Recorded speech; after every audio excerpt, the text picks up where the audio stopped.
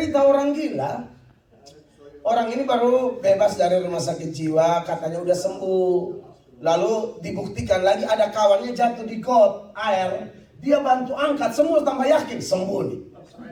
Tapi besok temannya ini mati gantung diri. Semua kasih tahu dia, teman yang kau tolong di got kemarin itu udah gantung diri. Dia bilang enggak, saya yang jemur dia. Kan udah basah tuh. Saya pikir ini seperti gimana ya supaya kering ya, saya ikat, saya jemur, mati. Jadi memang kalau untuk urusan sama orang gila nih gampang-gampang susah. Dikirain udah sembuh, tahu-tahu sambil mandi-mandi kita dengar dia nyanyi, aku masih seperti yang dulu. Waduh, masih gila nih. Tapi saudara lihat, itulah manusia, lihat manusia. Tapi Yesus lihat manusia. Tidak peduli latar belakangmu, tidak peduli kekurangan Anda dan saya. Asal Anda mendengar undangannya yang berkata, marilah kepadaku semua yang letih, lesu, dan berbeban berat, aku akan beri kelegaan kepadamu. Amin. Makanya Yesus bilang, siapa yang ada di dalam aku, dia ciptaan baru. Yang lama sudah berlalu, sesungguhnya yang baru sudah datang. Haleluya.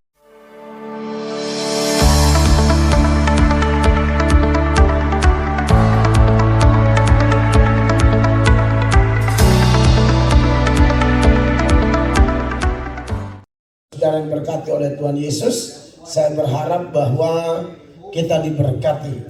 Baik, puji Tuhan, pembacaan firman Allah pada saat ini terpilih dari 1 Yohanes 4 ayat 19. 1 Yohanes 4 ayat 19, saya akan bacakan ayatnya bagi kita semua. Sudah ada di layar juga di depan. Mari dalam hitungan ketiga kita baca 1, 2, dan 3. Kita mengasihi karena Allah lebih dahulu mengasihi kita. Beri tepuk tangan yang meriah bagi Tuhan.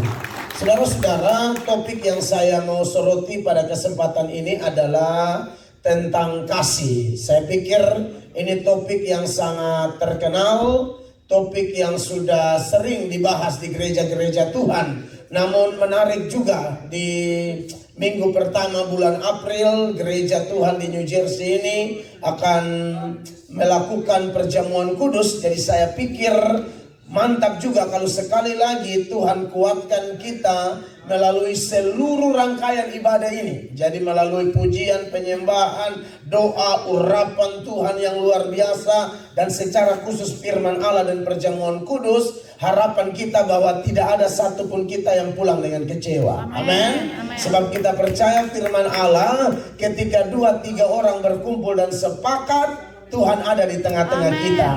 Kehadiran Tuhan itu luar biasa. Perjumpaan dengan Tuhan tidak akan mengecewakan siapapun. Perjumpaan dengan Tuhan, yang lemah dikuatkan, yang jatuh diangkat kembali, yang berdosa diampuni, yang susah dihiburkan, yang terluka dibalut luka hatinya, disembuhkan secara rohani dan jasmani, sehingga kita semua pulang dengan sukacita. Makanya kenapa pemazmur bilang, aku bersukacita ketika dikatakan orang, mari pergi ke rumah Tuhan. Amin. Dan dalam rumah Tuhan ada berkat luar biasa. Saya tahu bahwa saudara-saudara saya di Amerika, secara khusus dari Indonesia yang ke Amerika, tentu kita sibuk bekerja ya, dari Senin sampai Sabtu, bahkan saya tahu ada yang hari Minggu tetap bekerja juga. Maka kalau saya lihat di gereja-gereja Tuhan, termasuk gereja Tuhan di tempat ini, menurut saya ini salah satu gereja yang paling banyak anggota yang hadir dalam ibadah raya. Artinya bahwa kita bekerja capek luar biasa, tapi masih ingat hari Minggu harinya Tuhan. Amin. Saya pernah membahas 10 hukum Allah, dan ketika saya membahas tentang hari Sabat, saya ingat betul apa yang saya sampaikan kepada jemaat, bahwa berkat Tuhan di hari Sabat itu bisa melebihi berkat dari hari Senin sampai Sabtu. Amin. Amin, saudara-saudara. Senin, Selasa, Rabu, Kamis, Jumat, Sabtu kita bekerja, karena memang ajaran Kristen itu jelas keseimbangan antara doa dan kerja.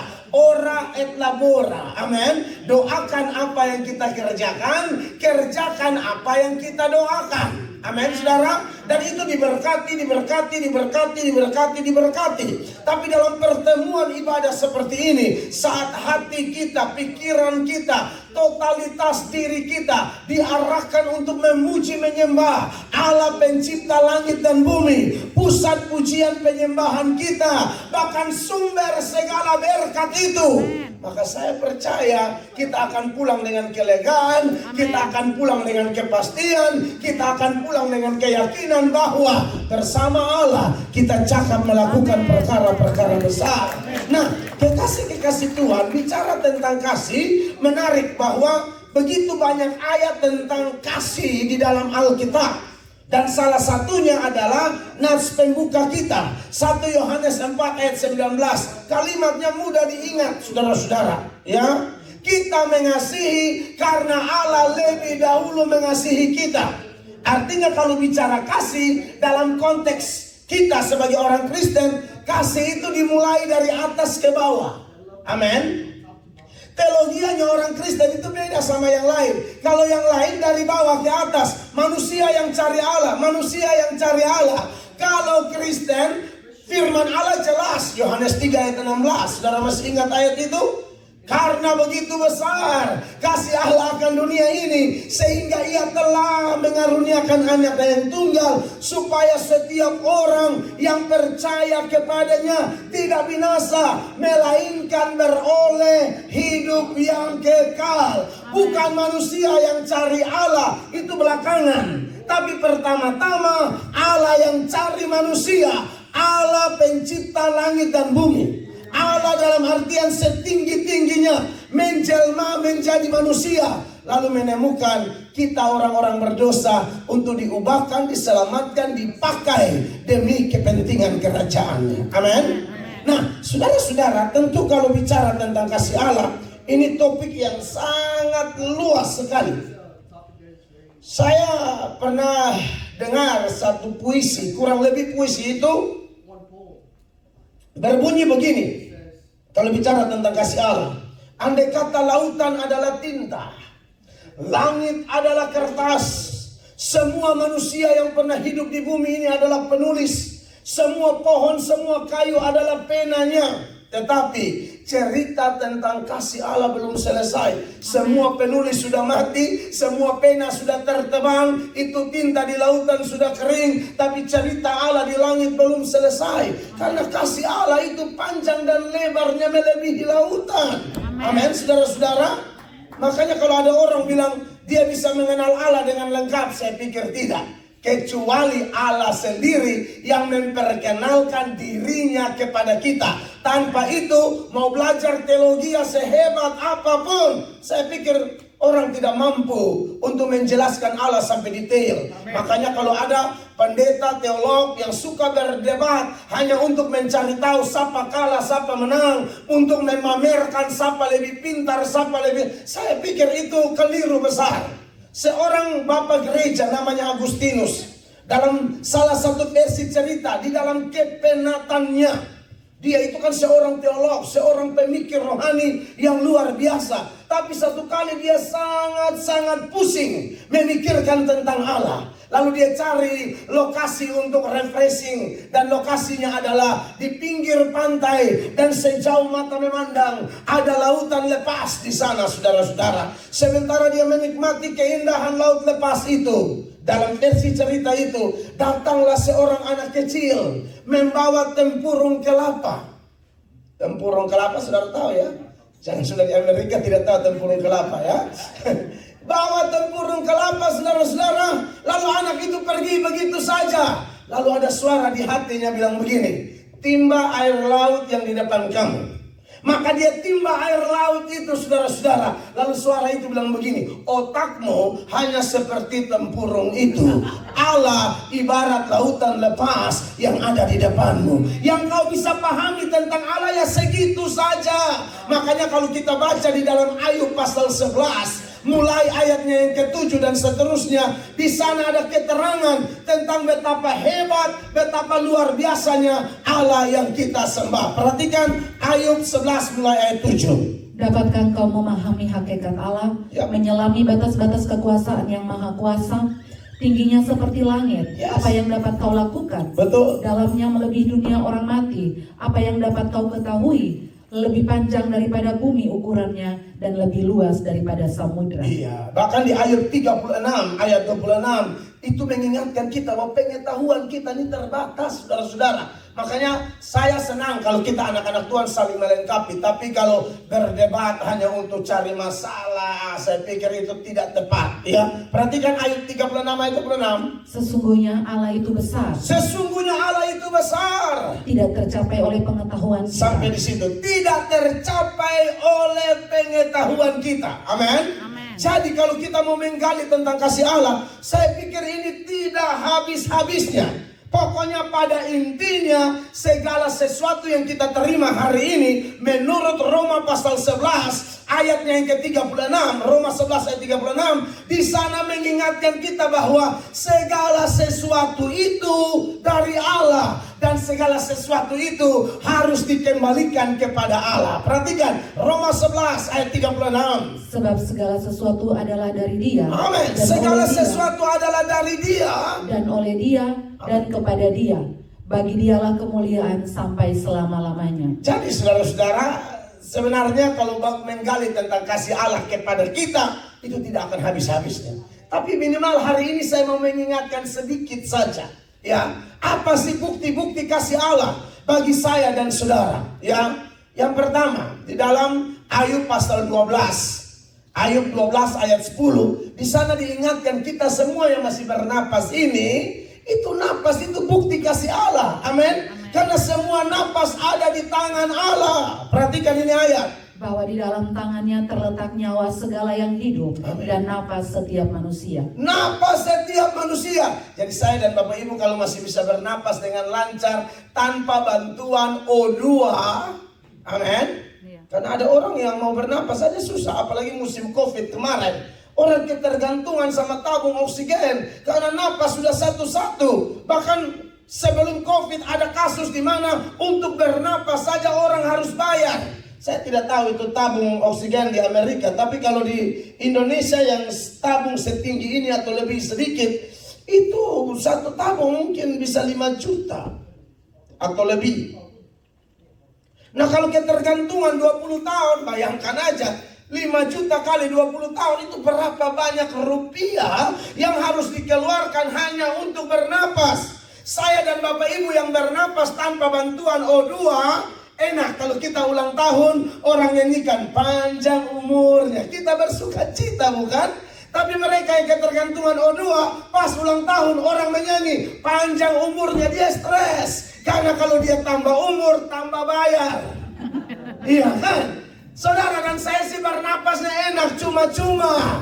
Jadi kalau saudara masih hela napas kehidupan cuma-cuma, ingat Mazmur 150 ayat 6 yang mengatakan biar segala yang bernafas memuji Tuhan. Haleluya. Maka di gereja ini saya berharap kalau pujian penyembahan diangkat, jangan ada yang jadi penonton. Amin. Semua kita menari bersuka cita karena kita percaya Allah yang kita sembah bertahta di atas puji-pujian umatnya. Amin. Ada kuasa dalam puji-pujian. Saya waktu kuliah, kami ada mata kuliah teologi itu namanya mata kuliah Praise and Worship. Jadi mata kuliah tentang pujian penyembahan. Khotbah itu Bapak Ibu terkasih, itu menabur benih. Nah biasanya sebelum khotbah kan pujian penyembahan. Kalau khotbah menabur benih, pujian penyembahan gunanya apa? Dosen praise and worship yang mengajar saya di Jakarta, waktu itu dia mengatakan bahwa praise and worship itu ibarat kita mencangkul tanah atau mengolah tanah sampai tanah hati kita sudah mantap, siap benih ditaburi, maka dia akan jatuh di tanah yang subur sehingga dia berakar, bertumbuh, berbuah lebat, berbuah manis untuk kemuliaan nama Tuhan. Amin. Dalam pujian penyembahan semua hati yang kotor dibersihkan. Roh Kudus akan bekerja. Segala pikiran tentang masalah pribadi, masalah ini itu di dalam hadirat Allah semuanya dibersihkan. Amin. Sehingga khotbah begini dia akan merasakan berkat itu luar biasa. Kalau penyembahan tidak fokus, khotbah pun saya pikir dia tidak akan dapat berkat banyak. Tidak akan dapat. Makanya saudara, kita perlu fokus itu. Amin. Saya pikir ini sudah lengkap ini. Apalagi kalau Tuhan kelak memberikan gedung sendiri kepada gereja ini. Oh, haleluya. Itu harus betul-betul fokus memuji menyembah Tuhan. Amin. Napas yang kita punya itu dari Tuhan. Makan minum kita, mau di Indonesia, mau di Amerika, mau dimanapun di berbagai belahan bumi ini, asal kita anak Tuhan. Saya tidak pernah dengar sejarah anak Tuhan mati karena kelaparan. Tidak pernah. Amin. Saya pendeta karismatik, dan pendeta karismatik ini kan harus berjuang, saudara-saudara. Bukan seperti pendeta organisasi tertentu yang gajinya sudah jelas. Datang dia hadir, jemaat sudah ada. Kalau kita ini kan cari jiwa kita. Kalau tidak kerja ya tidak makan. Jadi waktu istri saya bersyukur istri saya ikut saya ke Amerika kali ini. Waktu istri saya mau nikah dengan saya itu, wah, itu banyak keluarga, famili, kenalan yang menasihati beliau sambil berkata, nikah dengan Mel Atok, lu makan apa? Saya pikir-pikir, memangnya saya makan apa selama ini? Ya, nikah dengan Mel Atok dulu makan apa? Itu pendeta karismatik miskin yang hidupnya hanya dari iman. Saya dari Assembly of God, AOG.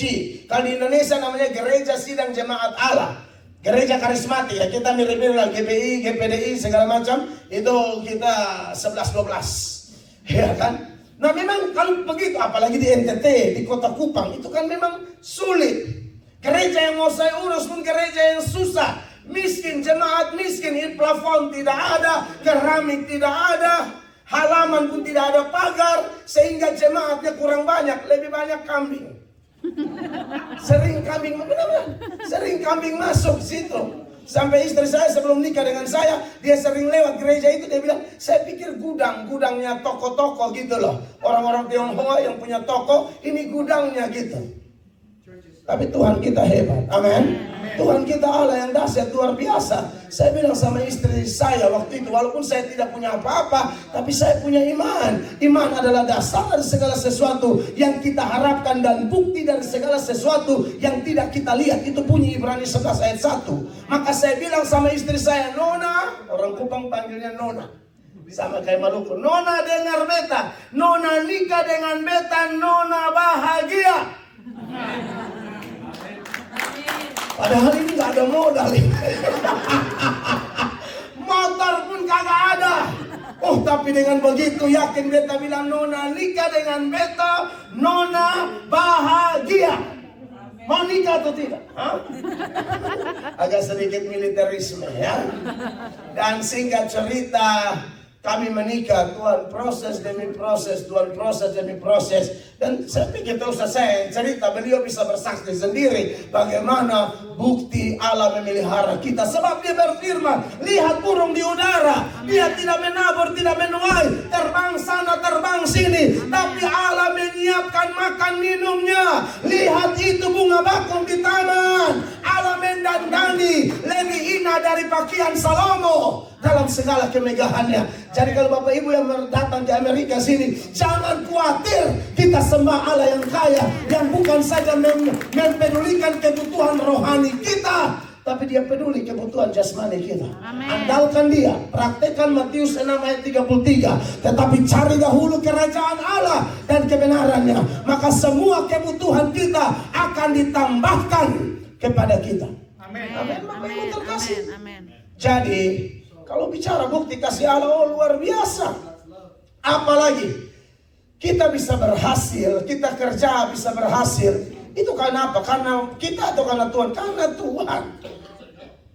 Dalam Mazmur 127, ya, ayatnya yang pertama, di sana itu nyanyian ziarah Salomo. Salomo itu dipercayakan menangani mega proyek, yaitu membangun bait Allah yang dilapisi emas sehingga dijuluki The Golden House. Tetapi Anda tahu pada waktu Salomo berhasil membangunnya, Salomo bilang apa? Jikalau bukan Tuhan yang membangun rumah, sia-sia usahaku. Perhatikan ayatnya. Jikalau bukan Tuhan yang membangun rumah, sia-sialah usaha orang yang membangunnya. Betul Salomo berusaha, betul Salomo bekerja, betul Salomo punya koneksi, tapi tanpa keterlibatan Allah sia-sia. Salah satu kekuatan kerajaan Salomo adalah militernya. Tetapi ayat selanjutnya Salomo bilang apa? Jikalau bukan Tuhan yang mengawal kota, That's right. sia-sialah pengawal berjaga. Kalau bukan Tuhan yang mengawal kota, sia-sialah pengawal berjaga-jaga. Amin, kekasih Tuhan. Jadi saudara jangan datang ke Amerika dengan andalkan manusia. Jangan. Tuhan nomor satu. Percayalah, manusia bisa dipakai Allah menjadi alat untuk tolong kita. Tapi tolong jangan datang-datang langsung cari manusia. Sebab Yeremia 17 ayat 5, Tuhan bilang terkutuklah orang yang mengandalkan manusia, yang mengandalkan kekuatannya sendiri, yang hatinya menjauh daripada Tuhan. Tetapi di ayatnya yang ke-7 dari Yeremia 17 itu dia berkata apa? Diberkatilah orang yang mengandalkan Tuhan, Yes. yang menaruh harapannya pada Tuhan. That's right, beri tepuk tangan yang meriah bagi firman Allah. Jadi Bapak Ibu terkasih yang diberkati oleh Tuhan Yesus, kita bisa berhasil itu semua karena Tuhan. Amin. Paulus itu dia yang bekerja melayani Tuhan luar biasa. Ya, bahkan dia bilang pekerjaan-pekerjaan yang aku kerjakan lebih hebat dari kawan-kawan yang lain. Secara jujur, mau dibanding Petrus, Yakobus, Yohanes dan lain sebagainya, tidak ada yang seluar biasa Paulus dalam hal menabur tenaga, waktu, bahkan darah. Dia taburkan demi bertumbuhnya pekerjaan Tuhan. Tapi dalam 1 Korintus 15 ayatnya yang ke-10, di sana Paulus kasih tahu apa rahasianya dia mampu melakukan itu semua, bukan karena dia hebat, tapi karena kasih Allah. Perhatikan. Tetapi kasih karunia Allah, aku adalah sebagaimana aku ada sekarang, dan kasih karunia yang dianugerahkan kepadaku tidak sia-sia. That's right. Sebaliknya, aku telah bekerja lebih keras daripada mereka semua. Tetapi apa? Tetapi bukanlah aku, melainkan kasih karunia Allah yang menyertai aku. Aku bekerja lebih keras dari semuanya. Makanya saudara, kalau kita sudah melayani hamba Tuhan ya, saudara yang berkontribusi di gereja ini mendukung Bapak Gembala, ingat, miliki hati hamba. Amin. Saya lihat banyak gereja hancur karena orang punya ambisi pribadi. Banyak gereja hancur karena merasa dia yang mau menonjol sendiri di situ. Itu tidak akan membawa persatuan. Itu spirit setan. Tahu kenapa setan dibuang ke dunia ini? Karena sombong. Maka segala kesombongan harus ditaklukkan. Paulus ada alasan untuk menyombongkan diri, saudara. Paulus itu sapu tangannya saja ya. Ini kena orang sembuh Paulus. Ini kena Anda UGD. Jadi jangan minta, maksud saya gitu loh. Saya tidak ada karunia. Saya tidak ada karunia seperti Paulus. Hamba Tuhan itu kan karunia beda-beda. Tapi Paulus sapu tangan kena sembuh. Orang mati bangkit. Hampir 50% perjanjian baru itu buah tangan Paulus. Paulus yang tulis kekasih Allah. Dia rintis banyak gereja. Tapi Paulus bilang, sekalipun aku bekerja lebih dari mereka semua, sekali-kali bukan aku, tapi Tuhan. Amin. Amsal 18 ayat 12 mengatakan, tinggi hati mendahului kehancuran, kerendahan hati mendahului kehormatan. Saya sudah lihat banyak pendeta tumbang karena sombong, angkuh, rasa diri hebat. Pak Beni bilang sama saya, Pak Mel, kita komitmen jadi pendeta, kita jangan bawa hati bos, kita tidak bisa perintah sana sini, kita hamba, kita harus layani jemaat. Saya bilang tepat, ini kebenaran. Amin. Itu pendeta begitu, gembala. Ya, ada beberapa gembala mungkin di tempat tertentu, itu gembala sudah bukan kayak hamba lagi. Padahal Yesus sendiri mengingatkan kita untuk menjadi hamba, sama seperti dia. Murid-murid bertengkar, mau cari siapa yang lebih besar. Karena Yakobus dan Yohanes melalui ibunya namanya Salome, itu ada hubungan kekerabatan dengan Ibu Maria. Datang lobi-lobi posisi, lobi-lobi jabatan. Saya tidak kaget dengan lobi-lobi jabatan di kalangan pejabat di dunia ini. Dari dulu Yakobus sama Yohanes sudah lobi-lobi. Dan lobinya gak main-main loh. Bukan jabatan di dunia, di sorga. Tapi tidak dikasih. Itu kelihatan di Matius pasal 20, mulai ayat 20. Perhatikan ayat-ayat ini ya. Matius 20 ayat 20. Maka datanglah ibu anak-anak Zebedeus serta anak-anaknya itu kepada Yesus, lalu sujud di hadapannya untuk meminta sesuatu Sampai di kepadanya. sini. Anak-anak Zebedeus itu ya Yakobus dan Yohanes ya. Next.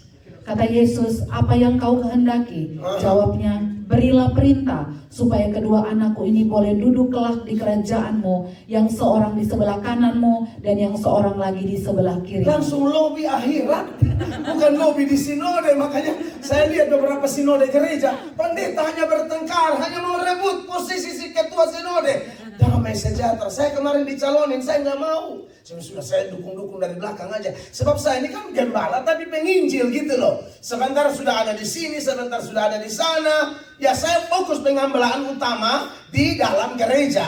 Tetapi kan gereja itu bukan hanya ke dalam, kadang-kadang kita keluar kan. Kadang-kadang kita harus ada dalam pertemuan ibadah, tapi satu sisi Tuhan bilang pergi, beritakan Injil. Ya kita mau melawan Tuhan bagaimana? Seperti kedatangan saya ke Amerika sekarang ini yang ke-6 kali, itu karena ada program KKR. Yang pertama Colorado bermasmur, dan puji Tuhan orang Indonesia banyak banget. Kita pakai gedung gereja Advent, dan aduh, dari berbagai gereja datang di Colorado kemarin. Nanti mungkin 1-2 hari kalau videonya sudah oke, saya posting di channel saya. Lalu KKR juga di LA. Ada persekutuan Oikumene, Koinonia. Hari kemarin saya, bulan depan ini Ketua GPI siapa? Pak Abraham, Rubin Adi. Pak Rubin Adi nanti bulan ini, bulan Maret saya. Nanti bulan depan lagi ada pendeta-pendeta Bambang Jonan dan segala macam.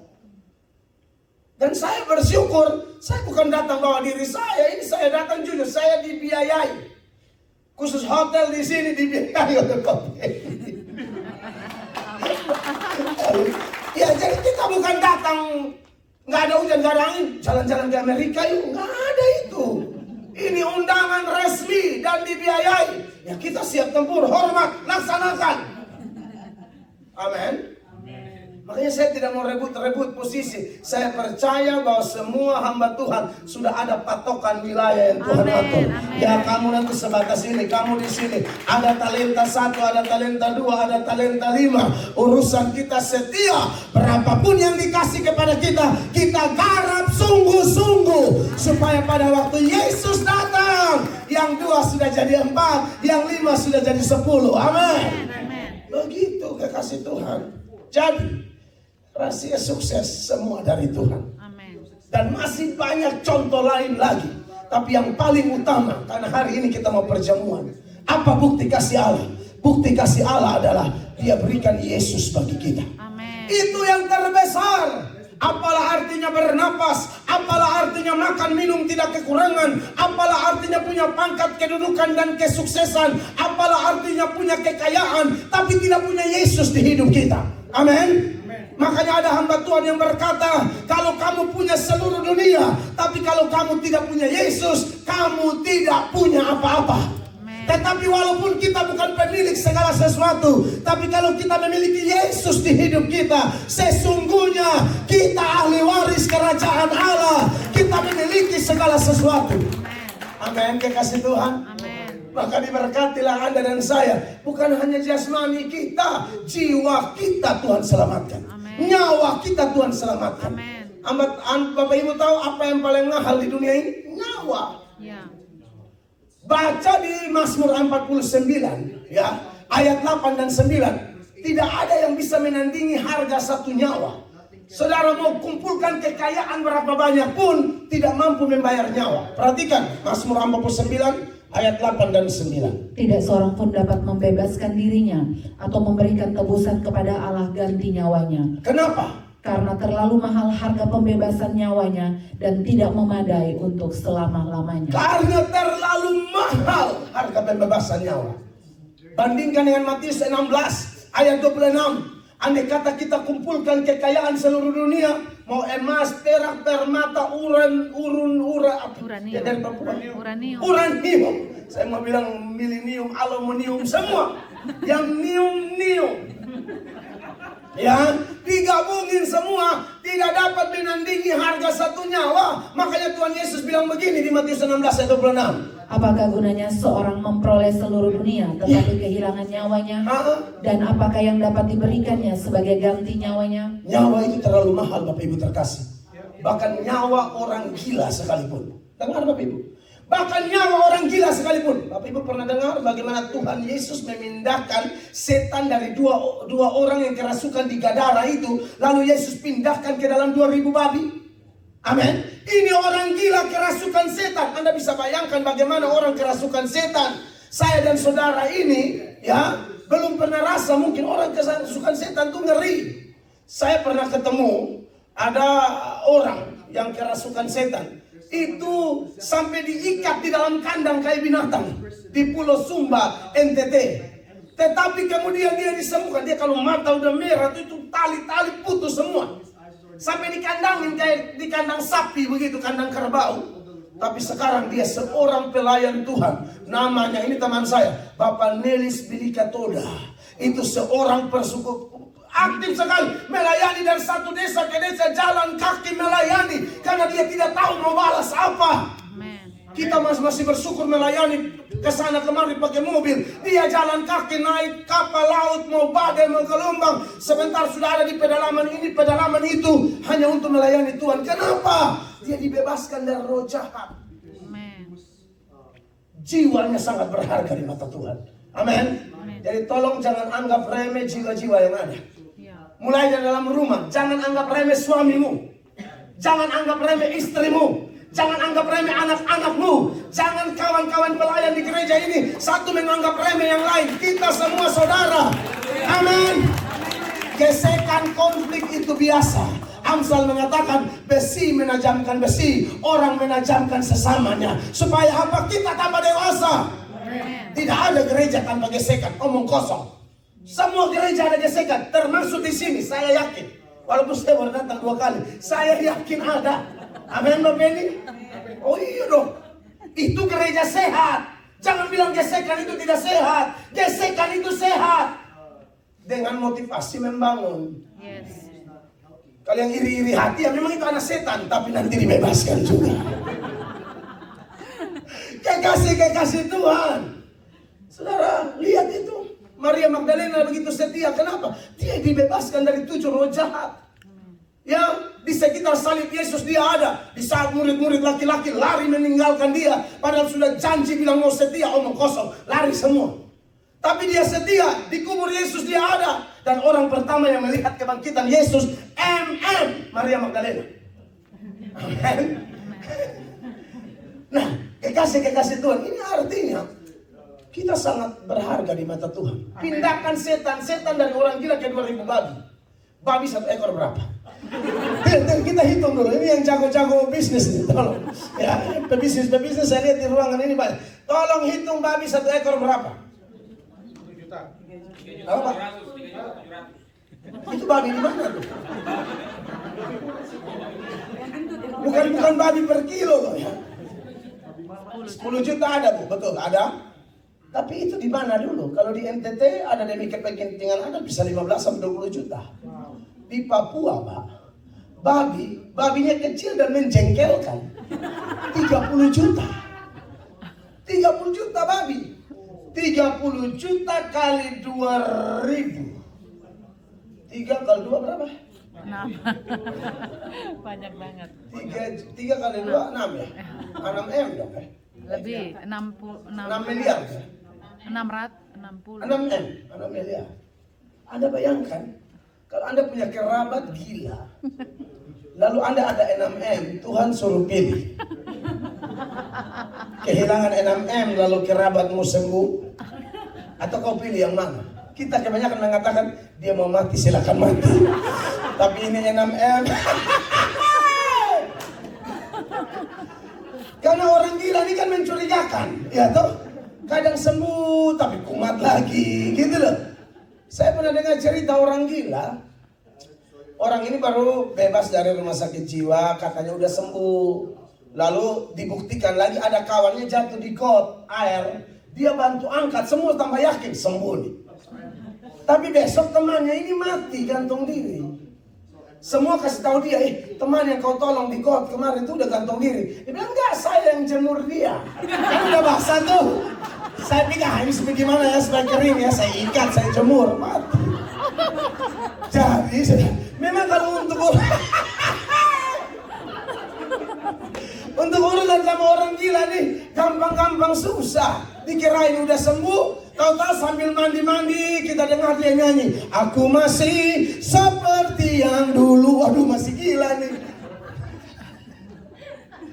Tapi saudara lihat, itulah manusia, lihat manusia. Tapi Yesus lihat manusia. Tidak peduli latar belakangmu, tidak peduli kekurangan Anda dan saya. Asal Anda mendengar undangannya yang berkata, marilah kepadaku semua yang letih, lesu, dan berbeban berat. Aku akan beri kelegaan kepadamu.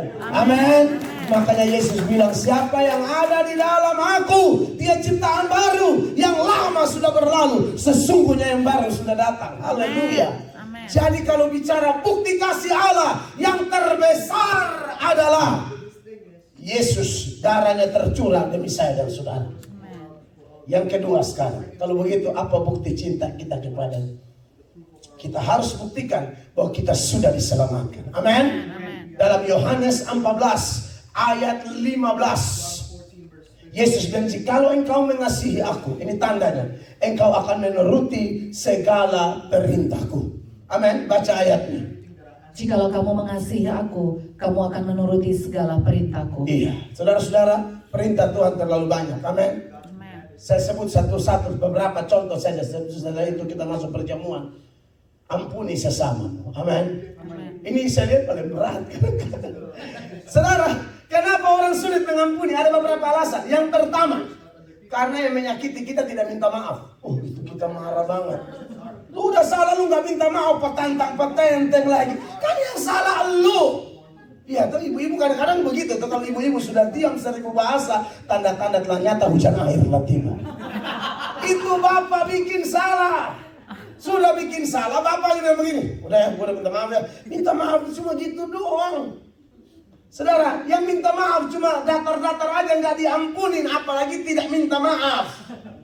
Tapi saya mau tanya, apakah kalau ada orang menyakiti kita dan dia tidak minta maaf, itu menjadi alasan bagi kita tidak mengampuni dia? Jangan. Teladani Yesus Tuhan. Orang yang mencambuki dia, memaki-maki dia, tidak ada yang minta maaf. Tapi waktu dia tergantung di Golgota, dia berkata apa? Ya Bapa, ampuni mereka, karena mereka tidak tahu apa yang mereka perbuat. Ini yang diteladani Stefanus. Ketika Stefanus dilempari dengan batu, Stefanus bilang, ya Tuhan Yesus, terimalah rohku, janganlah tanggungkan dosa ini kepada mereka. Dengan berkata demikian meninggallah ia, menurut Kisah Para Rasul 7 ayat 59 dan 60. Jadi dikasih Tuhan, ampuni sekalipun dia tidak minta maaf. Amin. Yang kedua, yang membuat orang sulit mengampuni adalah karena yang menyakiti dia ini adalah orang dekat.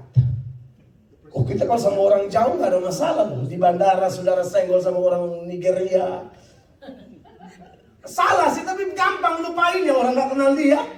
Tapi kalau satu gereja, teman curhat, saudara datang ke Amerika susah, dia yang bantu, lalu Anda nyakitin dia, oh itu berasa banget. Oh itu orang tidak tahu diri, betul-betul. Oh tidak tahu diri. Lu kan bingung-bingung di Amerika, haleluya. Siapa yang tolong lu? Kan gitu. Ingat dia dong. Jangan saya ingat Tuhan. Hei, Alkitab bilang kamu tidak mungkin mengasihi Tuhan yang tidak kelihatan kalau engkau tidak mengasihi saudara yang kelihatan. Tolong dong, 1 Yohanes 4 ayat 20. Kalau ada orang yang bilang aku mengasihi Allah tapi membenci sesama, Anda pendusta, penipu besar. Perhatikan. Jikalau seorang berkata aku mengasihi Allah dan ia membenci saudaranya, maka ia adalah pendusta. Karena barang siapa tidak mengasihi saudaranya yang dilihatnya, tidak mungkin mengasihi Allah yang tidak dilihatnya. Saya ngomong ini selalu Alkitabiah. Kalau saya khotbah itu ayat semua. Bukan apa-apa, karena khotbah itu kan beritakan firman, bukan beritakan nenek moyang dan NTT. Jadi ngomong apa pembuktian data, supaya Bapak Ibu jangan pikir wah mengarang bebas. Enggak, ini Roh Kudus sedang bekerja hari ini. Dia pimpin kita sehingga firman-firman yang disampaikan. Amin. Jadi tolong ampuni sesama. Ada orang tuh yang dikit-dikit lihat Tuhan, lihat Tuhan. Di NTT paling banyak, tutup mata lihat Tuhan. Saya bilang lu terlalu banyak lihat kalender. Kalau ada kalender gambar Yesus toh.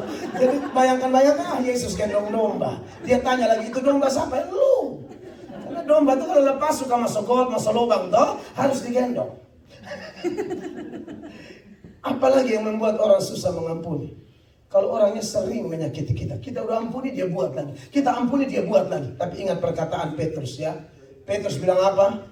Tuhan Yesus, berapa kali kami harus mengampuni? 7 kali? Tuhan Yesus bilang bukan 7 kali, 70 kali 7 kali. Itu artinya tanpa batas. 7 kali sehari dia datang minta maaf kepada kamu, 7 kali juga kamu harus memaafkan dia. Buat orang dekat, ingat, Yusuf disakiti orang-orang dekat, tapi Yusuf bisa mengampuni karena Firaun bilang orang ini ada roh Allah. Oleh karena itu, di pagi yang diberkati ini saya terbatas waktunya, tetapi saya harap khotbah ini memberkati Anda. Itu belum lagi kehendak Tuhan yang lain, melayani Tuhan, beribadah, amin, memberitakan Injil, itu juga kehendak Tuhan. Kiranya khotbah saya sederhana ini memberkati Bapak Ibu di New Jersey. Tuhan Yesus memberkati. Beri tepuk tangan yang meriah bagi Tuhan. Haleluya. Mari kita berdiri dan saya serahkan kepada Bapak Beni dan para pelayan untuk perjamuan kudus Tuhan.